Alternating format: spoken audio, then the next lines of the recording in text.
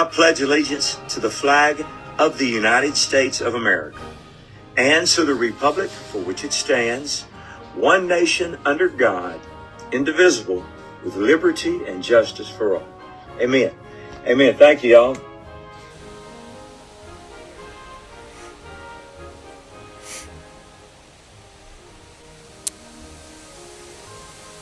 Country singer Neal McCoy broadcasted himself on Facebook reciting the Pledge of Allegiance every day for 10 years in a row.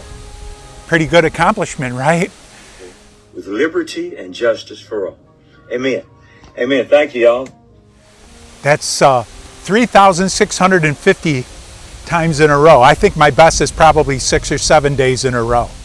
But I have recited the pledge every day since I was 5, every school day, subtracting my college years when I didn't say the pledge very often. That means I have recited the Pledge of Allegiance with gusto, I might add, over 10,000 times. Maybe that puts me in the top 5 or 10% of repeating the pledge, and Neal McCoy will need to keep going with his project for more than 17 years if he wants to catch up with me. I must be pretty patriotic, huh? Well, I think I am. But that doesn't mean I worship the flag or the Constitution or the Declaration of Independence. Doesn't mean I hold them in the same reverence that I hold the Bible, which is my ultimate guidebook. Tonight in Home Fellowship, we'll wonder how the Declaration of Independence measures up biblically. It's a good question today, on the eve of the 250th birthday of the USA. Does the Declaration measure up biblically? Well, I'm going to let you answer that question for yourself, but let me break down a few phrases from one famous sentence. Quote, "We hold these truths to be self-evident, that all men are created equal, that they are endowed by their Creator with certain unalienable rights, that among these are life, liberty, and the pursuit of happiness." The sentence was written by Thomas Jefferson, edited by James Madison and Benjamin Franklin. Jefferson got his ideas from the political philosopher John Locke.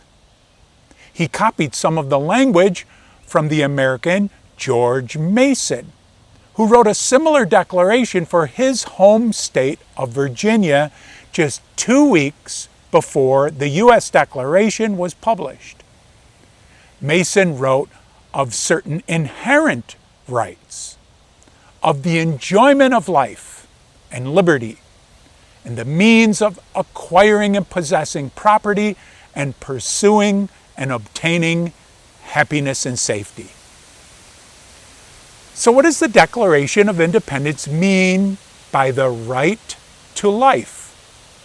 It's something so plain as physical safety if we follow the philosophy of John Locke. Safety seems so simple. But for 250 years, it's been a very challenging right to work out in a world of greed and injustice. By liberty, the Declaration meant a long list of freedoms that would be spelled out in the Constitution's Bill of Rights.